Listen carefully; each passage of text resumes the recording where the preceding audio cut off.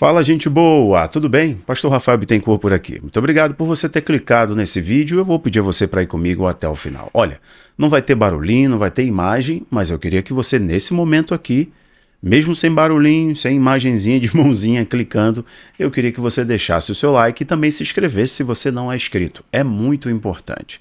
E eu conto com o seu apoio. Estamos aqui chegando a 1 milhão de inscritos aqui nessa plataforma. Se você me assiste pelo canal do YouTube, e eu sou muito grato, tá? Então, em pouquíssimo tempo alcançarmos números tão expressivos, mas é graças ao seu apoio. Vamos lá, eu recebi um vídeo e decidi então fazer um comentário breve, vou ser o máximo possível breve com vocês, porém instrutivo, é meu intuito. Recebi um vídeo sobre um aplicativo de óculos de realidade aumentada que revela fantasmas no ambiente. Espíritos de pessoas, de familiares mortos vagando. E eu sei que isso mexe com o imaginário coletivo, eu sei que isso mexe com as pessoas, e muitas pessoas aqui nos comentários, inclusive, vão falar que viram isso e aquilo, um parente morto que conversou com ele, uma pessoa que estava morta e voltou e apareceu na madrugada na cozinha, na entrada de casa, etc. À luz das escrituras, da teologia cristã, está certo isso?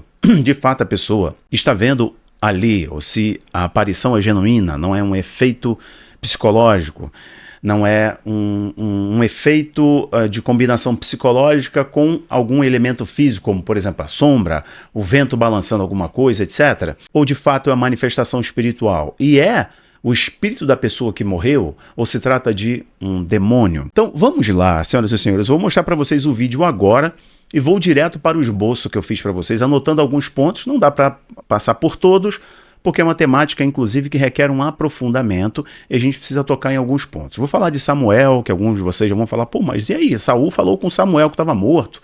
Que história é essa? Vamos explicar alguns pontos para vocês. Bom, se você tinha essa dúvida, está na hora de tirar agora. Vamos ver se o vídeo é genuíno? Vamos lá, assiste aí comigo então um aplicativo de óculos de realidade aumentada a partir do óculos, acho que da Apple Vision Pro, alguma coisa assim. Uma empresa fez o aplicativo que o espírito se revela. Se tiver algum espírito no ambiente da casa, ele vai se revelar. Assista aí o vídeo comigo agora, bora lá. O vídeo foi publicado no Correio Brasiliense, como você vê aí. Eu vou tirar o áudio, tá? Tirar o volume.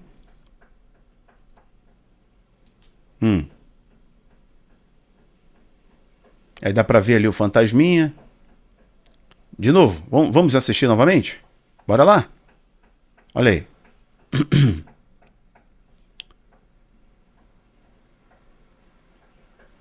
O fantasma tá com roupa de empregada doméstica, né? Bom, então a matéria é tendenciosa.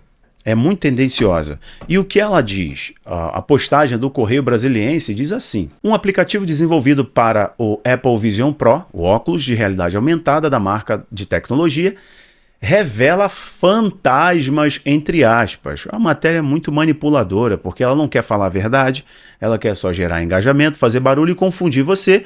Então aqui botou primeiro revela, depois fantasmas, entre aspas também. No ambiente que estiver usando, o app, que se chama Hauntify, alguma coisa assim, faz uma análise do local onde o usuário está e define os melhores pontos em que um fantasma possa estar. Em um registro publicado nas redes sociais, é possível ver a assombração aparecendo atrás de paredes e seguindo a pessoa que usa o aparelho. Carinha de assustada. Inclusive eu estou mostrando aí para vocês o print, né? Então, pessoal, 44 mil curtidas e um caminhão de comentários, e eu tive o trabalho de olhar alguns comentários das pessoas para ver o quanto elas são impactadas por esse tipo de coisa. E sim, as pessoas de modo geral, muitos filmes, nosso cérebro ele prega peças, né? Tem uma questão aí do desconhecido, isso é milenar. Então as pessoas lidarem com a morte, com o que não sabem, então por falta de instrução, de conhecimento, por não conhecer as escrituras, ou por não conhecer de fato os fenômenos, fazem alusões às coisas mais diversas e atribuem algumas manifestações a espíritos de familiares. existe uma linha religiosa, inclusive, em que pessoas vão lá em centros, em locais onde os médiuns vão consultar esses espíritos e até psicografam falas, né? Conselhos e orientações desses espíritos, de familiares que morreram, alguém que não conseguiu se despedir de um filho, de uma mãe, de uma tia, de uma avó, vai lá e tem uma conversa, etc. O que a Bíblia fala sobre isso? Então eu quero trazer para vocês uma abordagem aqui pastoral, ok? E até vou mencionar em determinado momento o que a patrística diz, o que os primeiros teólogos, grandes pensadores biblicistas, teólogos falavam, no caso, sobre a temática, né? A primeira coisa que digo para vocês já de cara, o vídeo em questão é de um aplicativo de uma empresa, e essa empresa criou este aplicativo para ser um game, para ser um jogo. Então é um jogo de simulação. É um jogo de simulação como se fosse um game de PlayStation, etc., de jogo de terror. Então a pessoa coloca ali o óculos de realidade aumentada da Apple, né, assim como estão sendo desenvolvidos vários outros óculos, e o game dá para a pessoa alguns elementos, como água benta, como um crucifixo, etc., para poder ir espantando os espíritos. E ela vai caminhando dentro de casa. Então trata-se de um jogo, e o gráfico desses espíritos, a imagem desses espíritos, dá para ver que é algo muito mal feito, o gráfico é muito ruim.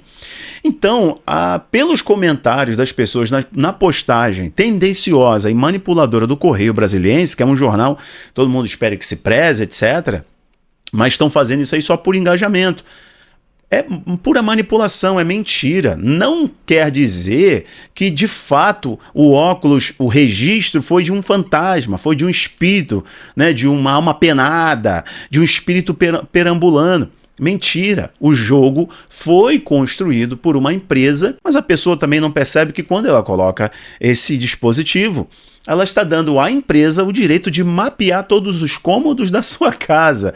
É bem interessante isso, né?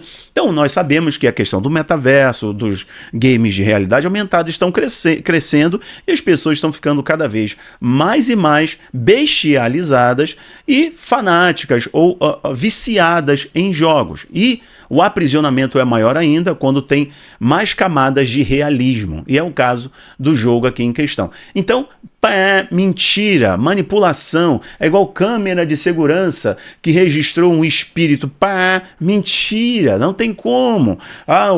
O cara colocou ali o óculos do PlayStation, alguma coisa assim, começou a ver os espíritos andando.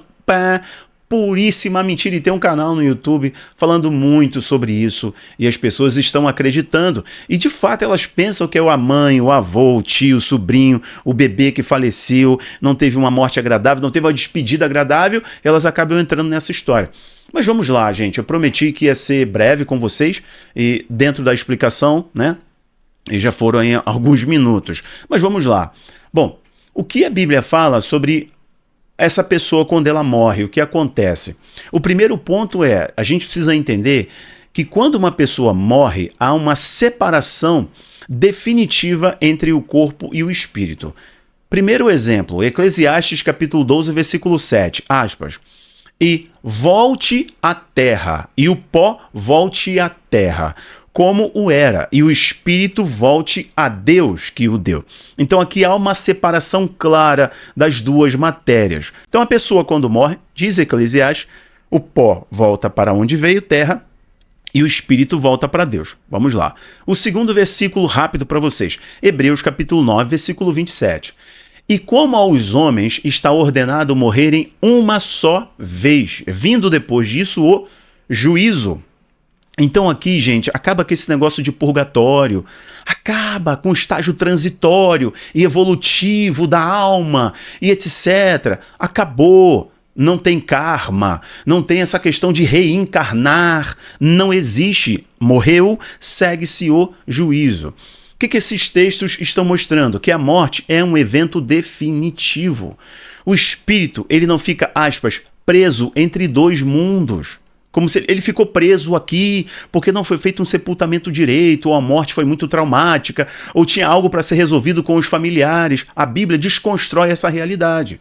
Porque após a morte vai seguir para o juízo de Deus, onde aqueles que morreram com Cristo participarão da ressurreição para a vida eterna, e os que morreram sem Cristo ressuscitarão para a condenação eterna. E Deus, que tem este poder e esse atributo de ressuscitá-lo, essas pessoas que morreram, para a condenação ou para a ressurreição eterna.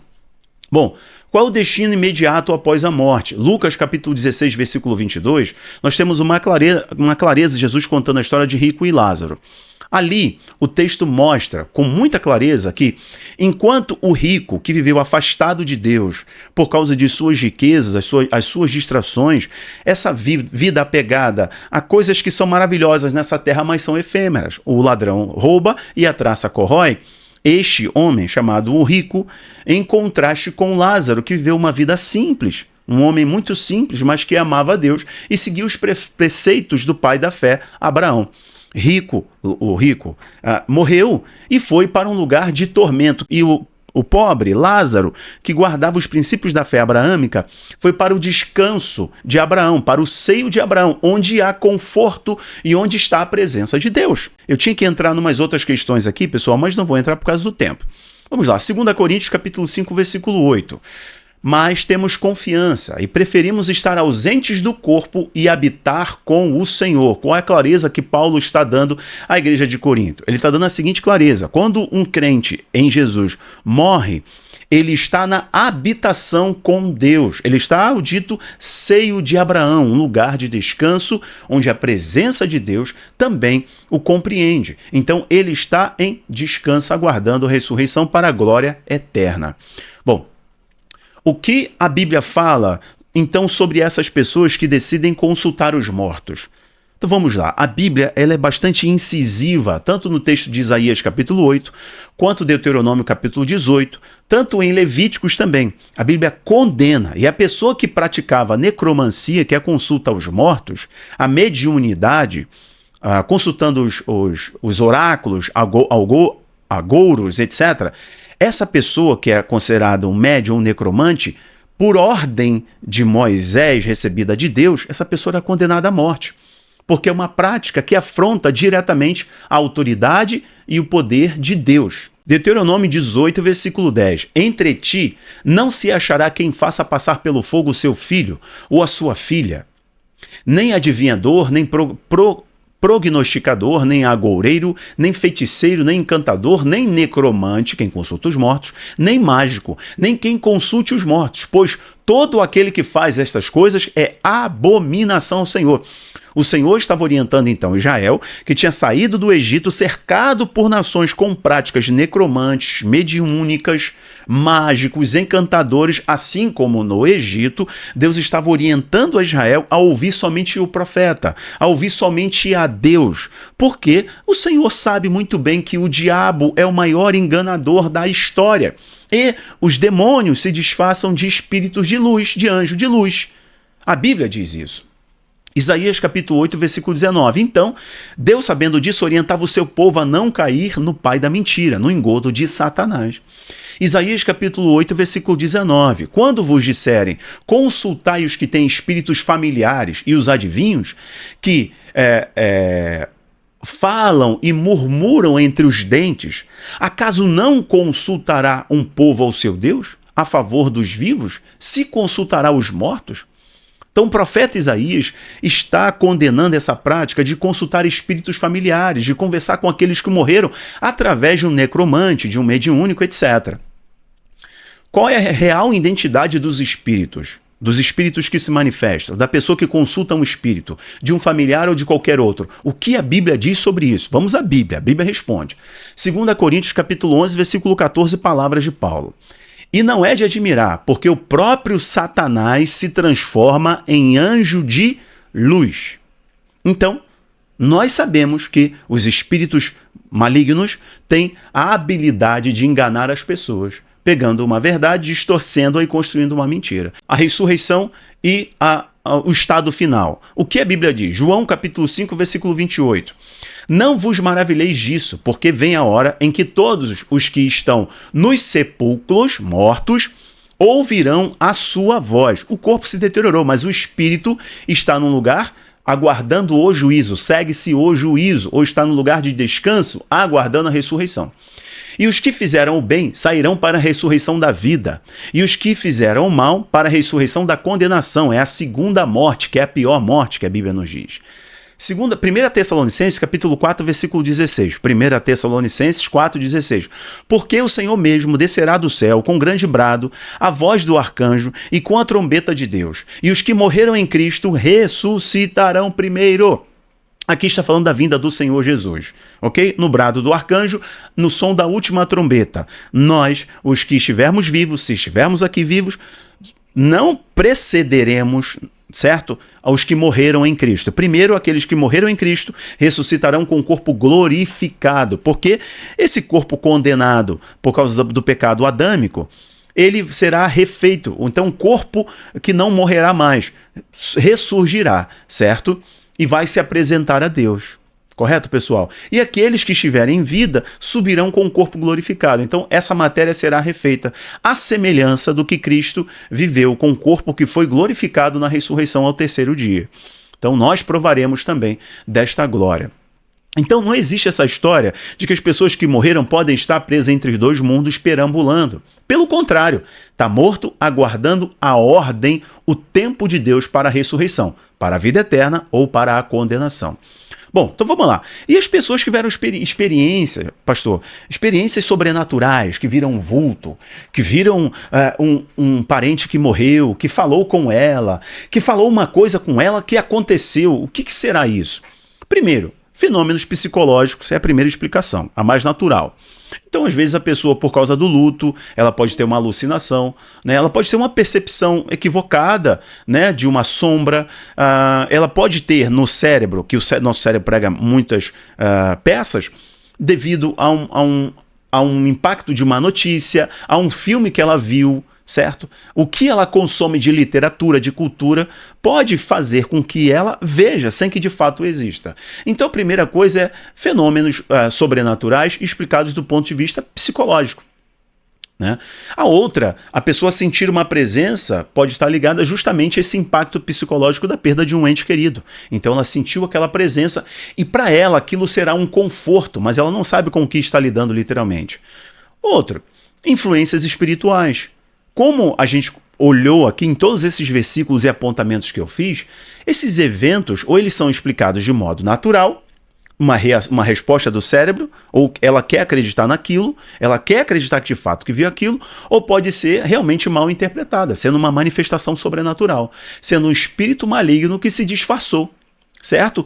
Gente, os demônios, aspas, curam. Na verdade, eles não curam.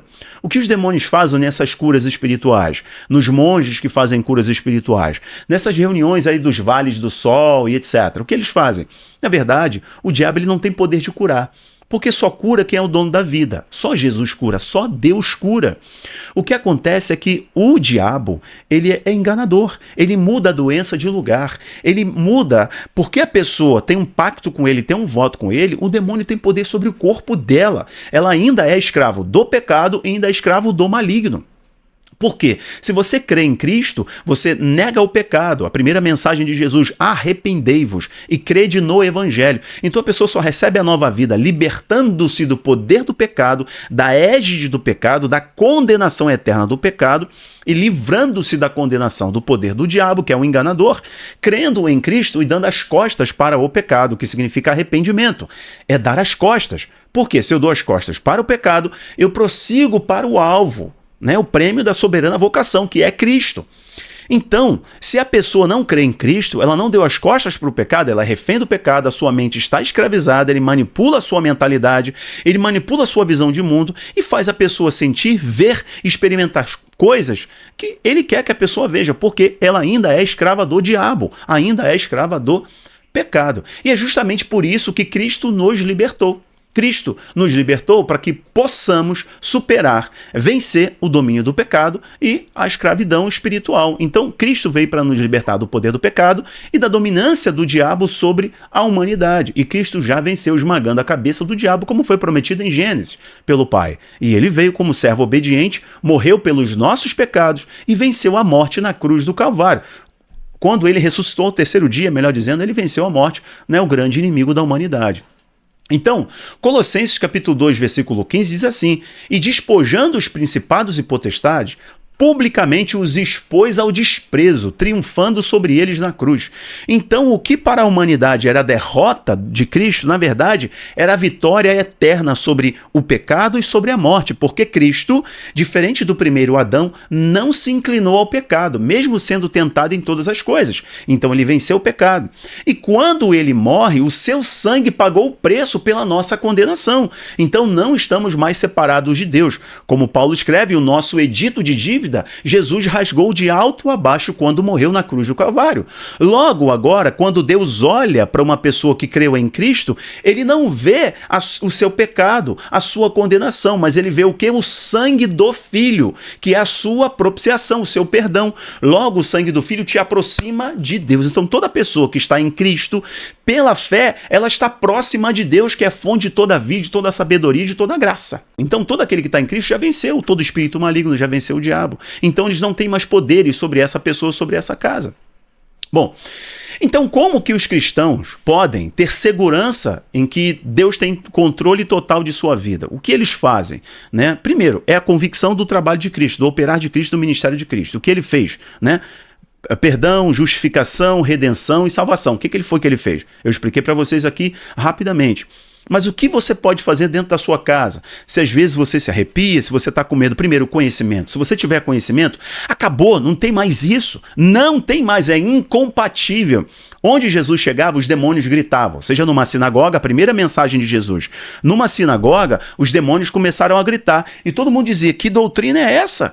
Que doutrina é essa? Que está acontecendo aqui? Porque os caras estavam pregando ali, os religiosos, e nada acontecia.